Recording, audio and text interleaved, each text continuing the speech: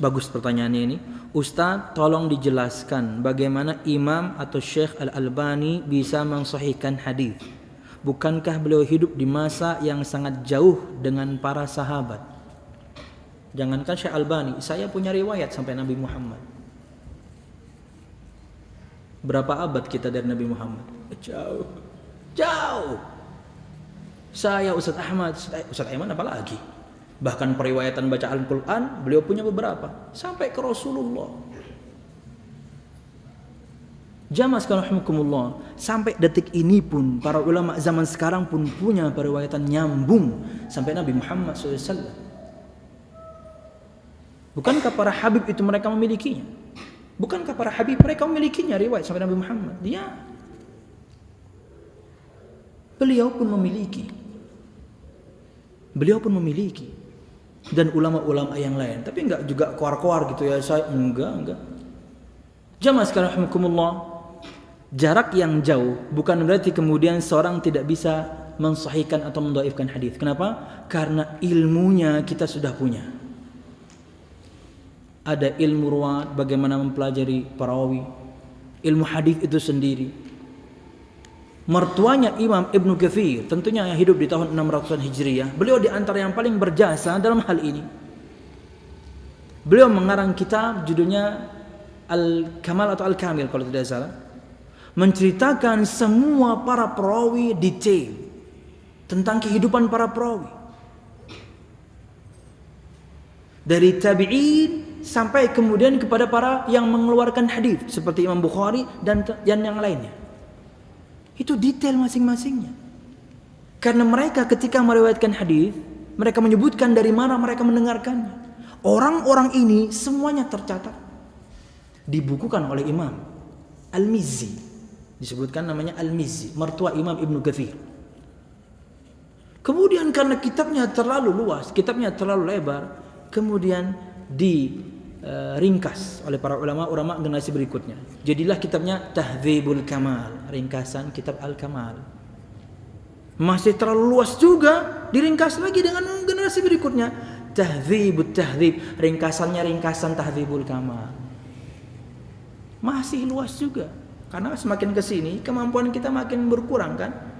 Sukanya ringkasan-ringkasan. Yang kuliah nih pasti merasa parak harinya nyari lagi ringkasan kawan. Ditingkas lagi Taqribut Tahdzib.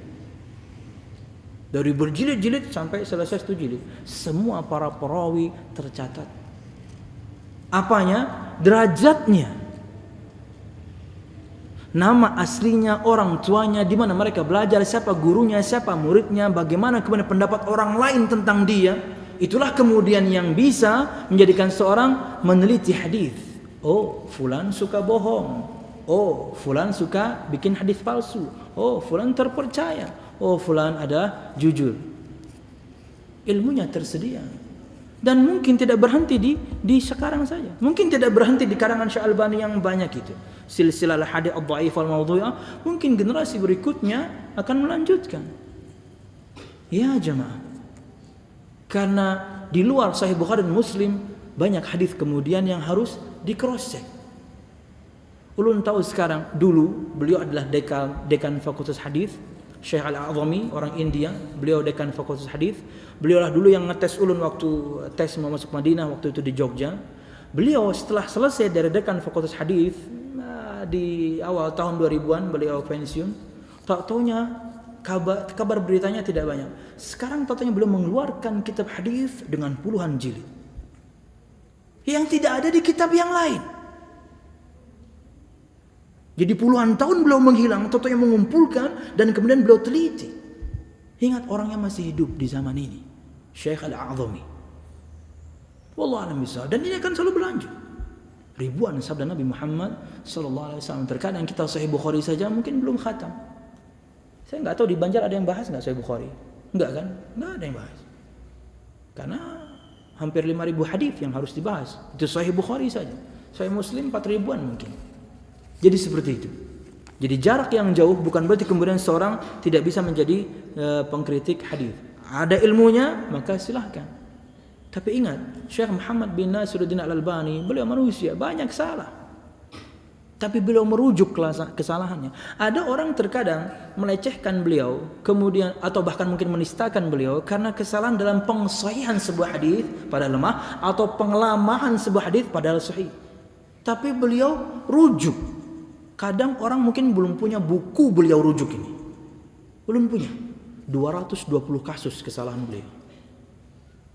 Jadi sebelum Anda mengkritik beliau akan kesalahan beliau, karena beliau manusia. Ada lagi yang lucu mengkritik beliau atau bahkan menistakan beliau, dia kan cuma ahli benerin jam. Orang benerin jam itu orang yang teliti. Komponennya kecil-kecil. Apa Anda gak berpikir ketelitian beliau? Ya orang pian ke pasar yang itu mesti pakai alat. Karena kecil-kecil barangnya. Tapi kalau nggak pakai alat, nah yang dibenerin jam dinding biasanya yang gede. Yang kecil-kecil. Beliau teliti, rahimahullah. Kalau Anda tidak bisa keluarkan karya, gak usah kemudian melecehkan karya orang. Kadang-kadang yang ngomong bikin makalah satu aja gak punya, blog aja gak busy, punyanya video blog di YouTube, gak jelas juga vlognya. Baik. Iya, kadang-kadang orang itu cuma bisa mengkritik dan dia gak punya karya. Baca karyanya. Ulun di antara karya beliau yang besar-besar, alhamdulillah punya. Irwaul Ghalil punya. Kemudian silsilah hadits dari Imam Mawdu'ah punya berjilid-jilid. Baca karyanya Anda akan tahu bagaimana keilmuannya. Kesalahan pasti karena dia manusia. Tapi pun beliau merujuk kesalahannya. 220 kasus dan saya tidak salah. Kesalahan beliau dalam pengsahihan dan pembaifan. Dan beliau rujuk. Itulah ada para ulama. Ketika mereka salah dan ada mengingatkan mereka rujuk. Karena ilmu terbatas jamaah.